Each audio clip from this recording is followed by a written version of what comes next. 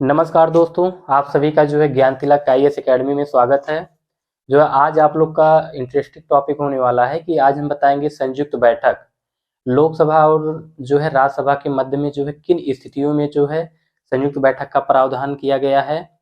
और इसके बाद जो हम बताएंगे स्थगन क्या होता है, जो लोकसभा आप लोग पढ़ते हैं, शस्त्रावसान क्या होता है, विघटन क्या होता है। फिर पढ़ेंगे इसमें हम वित्त विधेयक, धन विधेयक, साधारण वित्त विधेयक, संशोधन विधेयक, ये इन सभी का जो है संविधान में क्या योगदान है, या जो है धरातलीय पृष्ठभूमि पर जो है जो लोकतंत्र में दिखाई पड़ता है उसका क्या महत्व है। तो हम पहला देखते हैं इसमें जो है संयुक्त बैठक। संयुक्त बैठक अनुच्छेद 108 के अंतर्गत जो है संयुक्त बैठक का प्रावधान किया गया है संविधान में। अब संयुक्त बैठक होता क्या है? संयुक्त का मतलब ही इसे शब्द से ही जो है इसमें अर्थ निहित है, शब्द में ही अर्थ निहित है। इसमें क्या होता है कि जैसे जब किसी विधेयक को पारित कराने को लेकर, जैसे राज्यसभा और लोकसभा के मध्य में साधारण विधेयक को पारित कराने को लेकर कोई गतिरोध की स्थिति उत्पन्न हो जाती है, तो उसी को ही जो है यहाँ पर जो है संयुक्त बैठक उसी स्थिति में राष्ट्रपति के द्वारा जो है आयोजित किया जाता है। लेकिन इसमें जो संयुक्त बैठक जो है आयोजित किया जाता है, इसकी अधिसूचना कौन जारी करता है? अधिसूचना जो है राष्ट्रपति जारी करते हैं। लेकिन संयुक्त बैठक की जो अध्यक्षता होगी, जिसमें लोकसभा के सदस्य, राज्यसभा के सदस्य जो है इकट्ठा होंगे, और इकट्ठा होने के बाद जो है इसकी अध्यक्षता मतलब प्रधान इनके जो होते हैं वो लोकसभा अध्यक्ष होते हैं, वही जो है संयुक्त बैठक की अध्यक्षता करते हैं। इसके फलस्वरूप जो है अगर मान लेते हैं लोकसभा अध्यक्ष जो है अनुपस्थित है, तो इस स्थिति में जो है कौन जो है उसकी बैठक की अध्यक्षता करेगा? ठीक, इस स्थिति में जो है उपसभापति करेंगे। फिर अगर वो भी अनुपस्थित हैं तो उनके बाद जो है फिर उपसभापति करेंगे। अगर उपसभापति भी जो अनुपस्थित हैं तो 6 वरिष्ठ सदस्यों के पैनल का जो एक समूह होता है, फिर वो जो है संयुक्त बैठक की अध्यक्षता करते हैं। और जो ये संयुक्त बैठक का अधिवेशन किया जाता है, इसमें जो है वही मुद्दे उठाए जाएंगे। कौन से मुद्दे? जो साधारण विधेयक के संदर्भ में गतिरोध उत्पन्न हुआ था उसी से संबंधित मुद्दा उठाया जाएगा। कोई इसमें नया मुद्दा या किसी नए विधेयक के संदर्भ में चर्चा नहीं होगा। और इसमें जो है दोनों सदनों के द्वारा जो है फिर विधेयक को पारित करा लिया जाएगा। लेकिन जो जो लोकसभा होता है उसका संख्या बल अधिक होता है, इसलिए विधेयक जो है इसमें पारित हो जाता है। अब हम ये देखते हैं कि अब तक देश में जो है भारत में कितनी बार संयुक्त बैठक हुआ है, किन विधेयक के संदर्भ में हुआ है। तो भारत में 3 बार जो है संयुक्त बैठक हुआ है। जैसे जो हम इसमें देखते हैं फ्लो चार्ट के माध्यम से, आप लोग इसको लिख लीजिएगा। जैसे संयुक्त बैठक की अधिसूचना, अधिसूचना ये आप लोग का की पॉइंट है, ये सब सारा क्वेश्चन आया हुआ है। अधिसूचना कौन जारी करता है? राष्ट्रपति। राष्ट्रपति जो है सूचना जारी करता है। और फिर जो है अध्यक्षता, संयुक्त बैठक की अध्यक्षता जो है लोकसभा अध्यक्ष, लोकसभा अध्यक्ष। अगर ये अनुपस्थित है लोकसभा अध्यक्ष तो जो है उपाध्यक्ष, उपाध्यक्ष ये भी अनुपस्थित हैं तो उपसभापति, उपसभापति। और अगर ये भी अनुपस्थित हैं तो 6 वरिष्ठ सदस्यों के पैनल समूह का जो है सदस्यों के पैनल समूह का कोई एक सदस्य, कोई सदस्य जो है इसकी अध्यक्षता करते हैं, संयुक्त बैठक की अध्यक्षता करते हैं। ठीक, अब इसके बाद जो है इसमें आपका नेक्स्ट पॉइंट आता है कि इसमें कोई नया मुद्दा नहीं उठाया जाएगा, कोई नया मुद्दा नहीं उठाया जाएगा, नहीं उठाया जाएगा। इसमें वही पुराने मुद्दे उठाए जाएंगे जो संयुक्त बैठक के संदर्भ में जो है रहते हैं।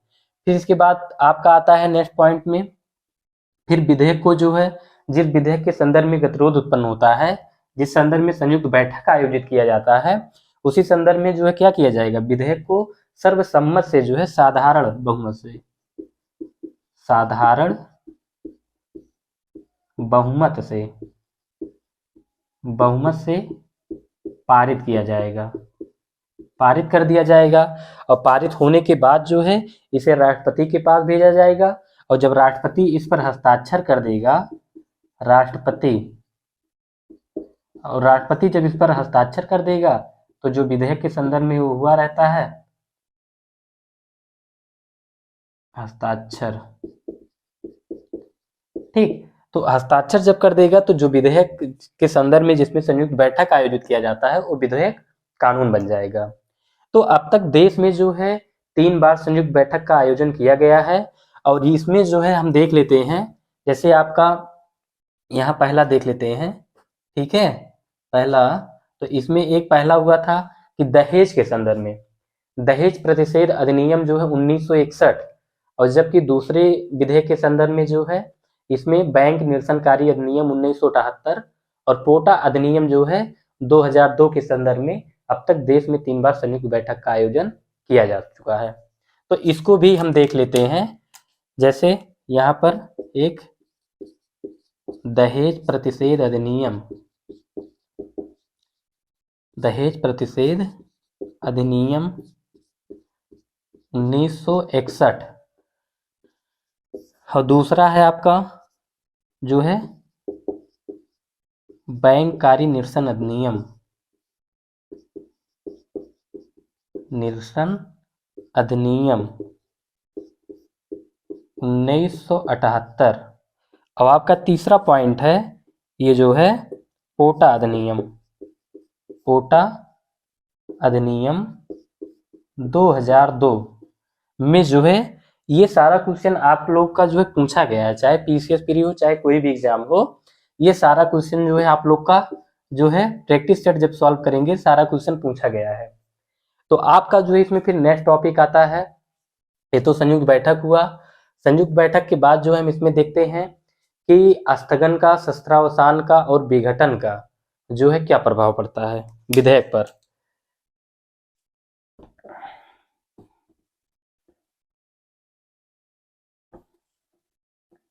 स्थगन और शस्त्रावसान का जो है क्या प्रभाव पड़ता है, क्या है स्थगन, स्थगन हो गया, शस्त्रावसान हो गया एवं विघटन का,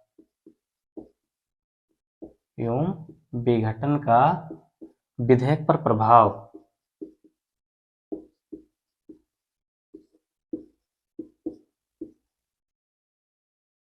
विधेयक पर प्रभाव, ठीक। तो ये चीज, तो इसमें हम जो है देखेंगे, हमने जो है स्टार्टिंग में ही बता दिया था, जैसे संसद का जो बैठक होता था उसमें हमने वो बताया था जैसे आहूत बुलाना, शस्त्रावसान करना, विघटन करना और पीठासीन अधिकारी। तो इसमें जो है आहूत बुलाना मतलब बैठक बुलाना, और फिर शस्त्रावसान विघटन कौन करता है, तो इसमें राष्ट्रपति ही करता था। लेकिन जो है इसमें क्या है, एक शब्द विघटन शब्द आया है, तो इसमें ये कहा गया है कि क्या विधेयक पर जो है इसका प्रभाव पड़ता है। अगर मान लेते हैं स्थगन, अगर लोकसभा में कार्यवाही चल रही है या संसद में कार्यवाही चल रहा है और स्थगित हो जाता है, क्या विधेयक पर इसका प्रभाव पड़ेगा। या शस्त्रावसान चल रहा है उस समय, छुट्टी का महीना जो 6 माह जो है रहता है बीच में, और यह विघटन, लोकसभा का अगर विघटन हो जाता है तो क्या विधेयक रहेगा या समाप्त हो जाएगा। तो हम इसमें पहला टॉपिक ये इससे संबंधित देखते हैं, पहला पॉइंट कि जो है स्थगन का, शस्त्रावसान का विधेयक पर कोई प्रभाव नहीं पड़ता, जबकि विघटन का प्रभाव पड़ता है। जैसे इसमें क्या है, स्थगन, स्थगन का एवं शस्त्रावसान का, शस्त्रावसान का विधेयक पर कोई प्रभाव नहीं,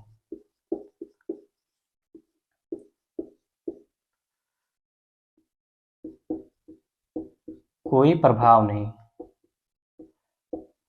कोई प्रभाव नहीं पड़ता है, ठीक। लेकिन जो विघटन होता है, अब ये पॉइंट आता है विघटन का क्या प्रभाव पड़ता है, ठीक। अब हम विघटन के संदर्भ में देखेंगे कि विघटन का विधेयक पर क्या प्रभाव पड़ता है। तो विघटन का जो प्रभाव पड़ता है इसमें कि जैसे मान लेते हैं राज्यसभा है, क्या है राज्यसभा, राज्यसभा जो है, और ये लोकसभा है, लोकसभा। अगर राज्यसभा ने विधेयक को पारित करके जो है लोकसभा के पास भेज दिया है, और लोकसभा जो है विधेयक को पारित करने से पहले ही विघटित हो जाती है, तो क्या होगा, विधेयक समाप्त हो जाएगा। ठीक, अगर राज्यसभा विधेयक को पारित करके लोकसभा के पास भेजती है और लोकसभा जो है विधेयक को पारित करने से पहले ही विघटित हो जाता है, तो क्या होगा, विधेयक समाप्त हो जाएगा। लेकिन अगर जो है लोकसभा विधेयक को पारित करके राज्यसभा के पास भेजती है, और राज्यसभा जो है विधेयक को पारित करने से पहले, जैसे राज्यसभा जो है विधेयक को पारित करती है और विधेयक को पारित करने से पहले लोकसभा का विघटन हो जाता है।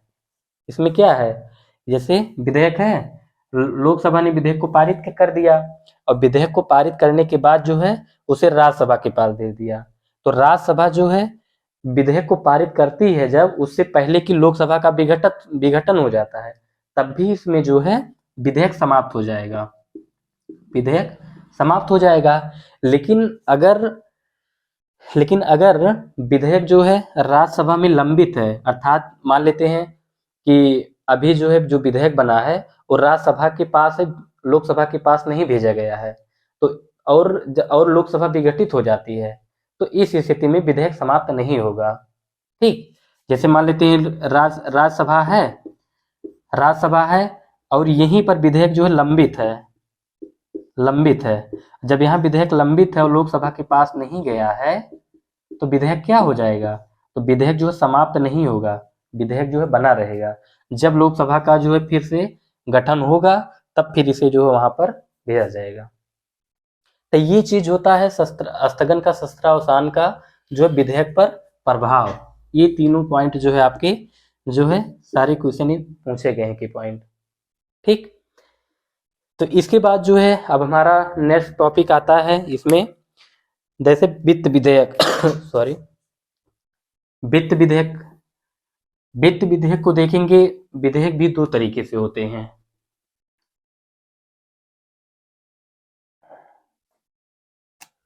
इसमें हम जैसे वित्त विधेयक अनुच्छेद 110 के अंतर्गत जो है इसका प्रावधान संविधान में किया गया है। ठीक, और विधेयक जो होते हैं इसमें दो तरीके से होते हैं। अब इसमें दो में जो है एक होते हैं, एक लोकसभा अध्यक्ष द्वारा प्रमाणित विधेयक होता है, और एक होता है जो लोकसभा अध्यक्ष द्वारा प्रमाणित नहीं होता है। तो इसमें लोकसभा अध्यक्ष द्वारा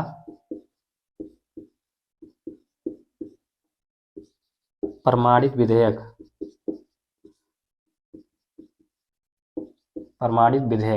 जो लोकसभा अध्यक्ष से प्रमाणित विधेयक होता है उसे धन विधेयक कहा जाता है। ठीक, और जो अप्रमाणित विधेयक होता है, अप्रमाणित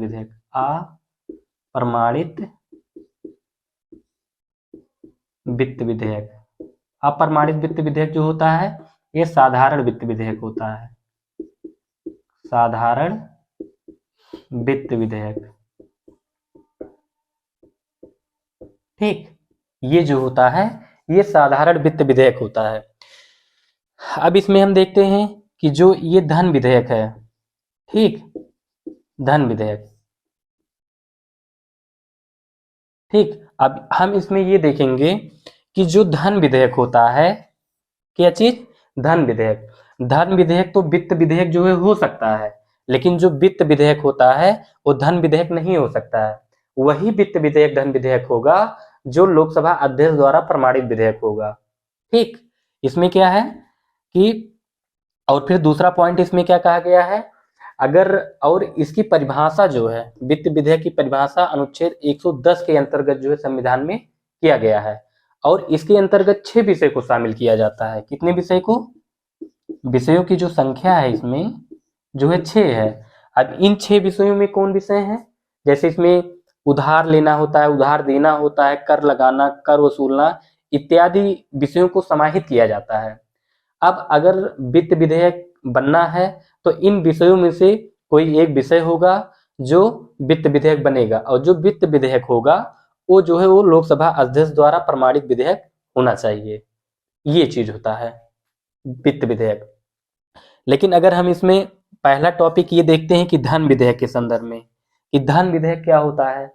अब धन विधेयक जो होता है, धन विधेयक जो है संविधान के अनुच्छेद 110 के अंतर्गत जो है इसका प्रावधान किया गया है, संविधान में इसकी परिभाषा दी गई है और इसके भी अंतर्गत 6 विषयों को समाहित किया गया है। अभी जो हमने बताया 6 विषयों को, और 6 विषयों के बाद जो है इसमें जो धन विधेयक होता है यह लोकसभा अध्यक्ष द्वारा प्रमाणित विधेयक होता है। ठीक, और इसके बाद जो है लोकसभा में, मतलब जो धन विधेयक होता है इसे लोकसभा में ही रखा जाता है, लेकिन रखने जाने से पहले जो है राष्ट्रपति के पूर्व अनुमति की आवश्यकता होती है इसे लोकसभा में रखने के लिए। फिर इसमें क्या होता है कि अगर मान लेते हैं लोकसभा ने धन विधेयक को प्रमाणित करके उसे राज्यसभा के पास भेज दिया है, तो राज्यसभा जो है केवल और केवल 14 दिन ही देरी कर सकता है उस धन विधेयक को लोकसभा के पास लौटाने में। यदि राज्यसभा उसमें कोई छेड़छाड़ करती है तो इसका धन विधेयक पर कोई प्रभाव नहीं पड़ता है। क्यों? क्योंकि लोकसभा जो होता है वो जो धन विधेयक होता है, ठीक, वो लोकसभा के संदर्भ में क्या होता है, एक डिक्टेटर होता है, प्रभावशाली, क्योंकि जो लोकसभा होता है उसका संख्या बल अधिक होता है, इसलिए जो प्रभावशाली माना जाता है लोकसभा इस संदर्भ में जो है इसमें। और जब फिर जो है पारित हो जाएगा दोनों सदनों के द्वारा, जो है इसमें पारित मान लिया जाता है धन विधेयक को, तो इसे जो है किसके पास भेजा जाएगा, राष्ट्रपति के पास। अब राष्ट्रपति जो है इसको हस्ताक्षर करने से मना नहीं कर सकता। क्यों? क्योंकि जो धन विधेयक होता है वो राष्ट्रपति के पूर्व अनुमति से ही लोकसभा में रखा जाता है, इसलिए इस विधेयक को राष्ट्रपति पुनर्विचार के लिए भी नहीं भेज सकता। अब इसमें हम जो है फ्लो चार्ट के माध्यम से एक बार देख लेते हैं धन विधेयक को। धन विधेयक, ये क्वेश्चन जो पूछा गया है पेपर में, धन विधेयक। सबसे पहले इसकी परिभाषा अनुच्छेद पूछा गया है, अनुच्छेद 110 के अंतर्गत जो है इसका प्रावधान है, ये चीज पूछा गया है सीधा सीधा। और फिर जो है इसे, ये जो है को क्या होता है, इसमें जो है 6 विषयों में से कोई एक विषय होना चाहिए धन विधेयक बनने के लिए, ये चीज है। और यह जो होता है लोकसभा अध्यक्ष द्वारा प्रमाणित होता है, लोकसभा अध्यक्ष द्वारा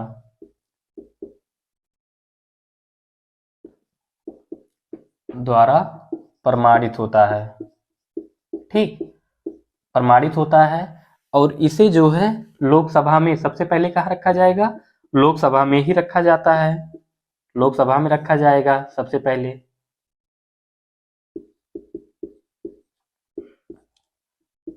और फिर उसके बाद जो है लोकसभा से बाद जो है इसे, अगर लोकसभा जो है, लोकसभा हो गया, आप लोग इसको लिख लीजिएगा की पॉइंट, और राज्यसभा, राज्यसभा, अगर जो है लोकसभा ने धन विधेयक को पारित करके राज्यसभा के पास भेज दिया है तो राज्यसभा जो है इसे 14 दिन के अंदर में, कितने, 14 दिन, 14 दिन के भीतर में जो है धन विधेयक को लोकसभा को लौटाना होगा।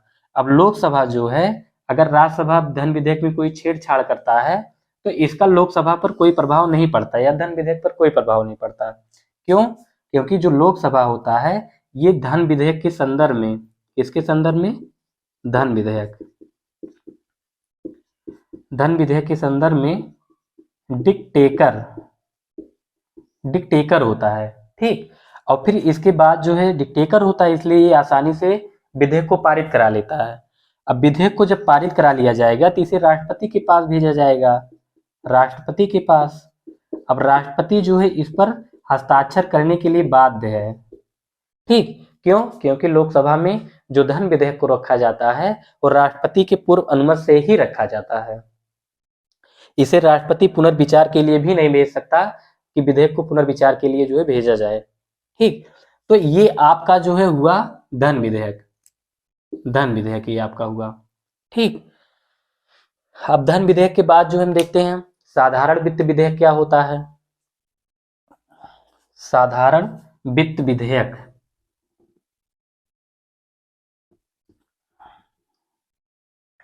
साधारण वित्त विधेयक, साधारण वित्त विधेयक, ठीक, ये चीज। अब हम जो है साधारण वित्त विधेयक के बारे में देखते हैं।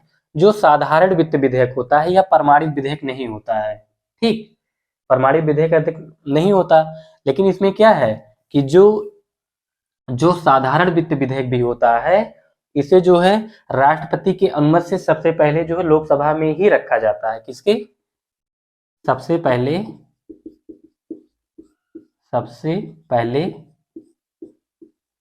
राष्ट्रपति की अनुमति से लोकसभा में रखा जाएगा इस विधेयक को। अब जब लोकसभा में रख दिया जाएगा, लेकिन इसके बाद जो सारी प्रक्रियाएं होंगी साधारण विधेयक के संदर्भ में, वो साधारण विधेयक, जैसे साधारण वित्त विधेयक है तो सारी प्रक्रियाएं साधारण विधेयक के समान ही होंगे। क्यों? क्योंकि इसमें जो शक्तियां होंगी दोनों सदनों की जो शक्तियां होती हैं, दोनों सदनों की शक्तियां जो है समान होती हैं, ठीक, दोनों सदनों की शक्तियां समान होती हैं। अब जब दोनों सदनों की शक्तियां समान होती हैं, राज्यसभा और लोकसभा की, तो और साधारण वित्त विधेयक को पारित करना है हमको, ठीक। तो इसमें क्या होगा, तो इसमें अगर मान लेते हैं राज्यसभा कोई गतिरोध करती है, तो इसे क्या माना जाएगा, इसे गतिरोध माना जाएगा। और उस गतिरोध को समाप्त करने के लिए जो है, मान लेते हैं गतिरोध उत्पन्न हुआ, गतिरोध, राज्यसभा जो विरोध करती है, फिर जो है संयुक्त बैठक होगा, और संयुक्त बैठक वही राष्ट्रपति जो हमने बताया, संयुक्त बैठक। लेकिन अगर गतिरोध की स्थिति नहीं उत्पन्न होता है लोकसभा और राज्यसभा में, तो विधेयक को आसानी से जो है साधारण वित्त विधेयक आसानी से पारित हो जाएगा। इसमें जो है विधेयक समाप्त नहीं होगा, बल्कि जो है संयुक्त बैठक का आयोजन का प्रावधान है इसमें, ठीक। लेकिन अगर हम यही चीज संशोधन विधेयक में भी देखेंगे, संविधान के अनुच्छेद 338 के अंतर्गत जो प्रावधान किया गया है, उसमें जो है क्या होता है, विधेयक जो है समाप्त हो जाएगा। संशोधन विधेयक, संशोधन विधेयक अनुच्छेद 368,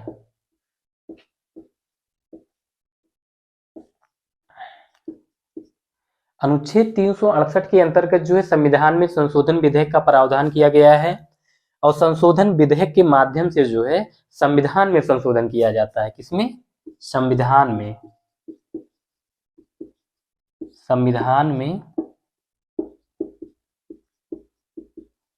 संविधान में संशोधन किया जाता है इसी माध्यम से, ठीक। और इसमें क्या होता है, इसके भी संदर्भ में दोनों सदनों की शक्तियां जो है बराबर होती हैं। क्या होती हैं? बराबर।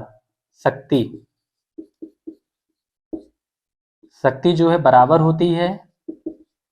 और जो है इसे संशोधन जो विधेयक होता है, इसे लोकसभा या राज्यसभा जो है कोई भी सदन ला सकता है, ठीक, किसी भी सदन में इसे लाया जा सकता है,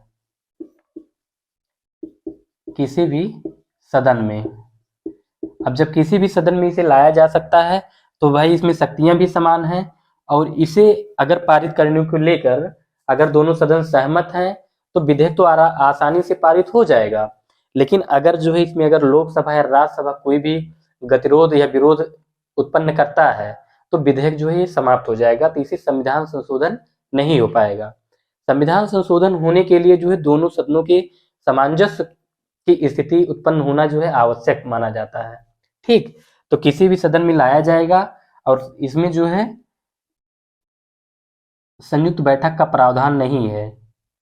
अगर गतिरोध होता है, गतिरोध, तो विधेयक समाप्त हो जाएगा, विधेयक समाप्त हो जाएगा, ठीक।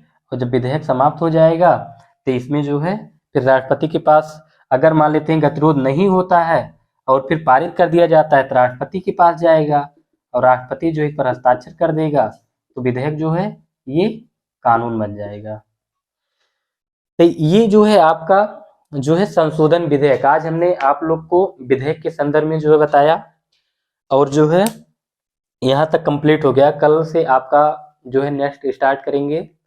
वीडियो अच्छी लगी हो तो वीडियो को लाइक करिए, चैनल को सब्सक्राइब करिए, वीडियो को शेयर करिए और जो है एक अच्छा सा जो है कमेंट करिए। धन्यवाद।